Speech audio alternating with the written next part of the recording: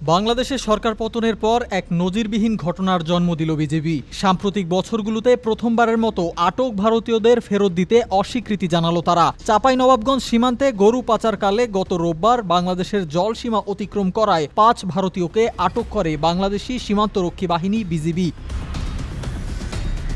এ বিষয়ে বেশ কয়েকটি ভারতীয় গণমাধ্যমের বরাতে জানা যায়, ওই ৫ ভারতীয়কে আটকের সাথে সাথেই দক্ষিণবঙ্গ সীমান্তের সদর দপ্তর ও ঊর্ধ্বতন কর্মকর্তারা বিজিবিকে বিষয়টি জানান। এ সময় আটককৃতদের ফেরত চায় ভারতীয় সীমান্ত বাহিনী বিএসএফ। তাতে সম্মত না হওয়ায় বিজিবি ও বিএসএফ এর মধ্যে অনুষ্ঠিত হয় একাধিক পতাকা বৈঠক। সেখানেও আটক ভারতীয়দের ফেরত না দেওয়ার ব্যাপারে অনড় থাকেন বিজিবি সদস্যরা।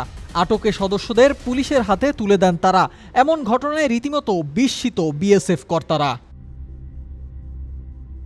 জানা যায়, গত রোববার নৌকায় করে গরু পাচারকালে ৫ ভারতীয় নাগরিককে আটক করতে সক্ষম হয় বিজিবি। তবে তাদের ফেরাতে বিএসএফ সদস্যরা বিজিবিকে জানান, অসাবধানতা বশত বাংলাদেশের সীমান্তে প্রবেশ করেছে তারা। তাদের কারো কোনো খারাপ উদ্দেশ্য ছিল না। এ সময় বিএসএফ আটক এ সকল ভারতীয়দের ফেরত দেওয়ার অনুরোধ জানালে তাতে অস্বীকৃতি জানায় বিজিবি সদস্যরা।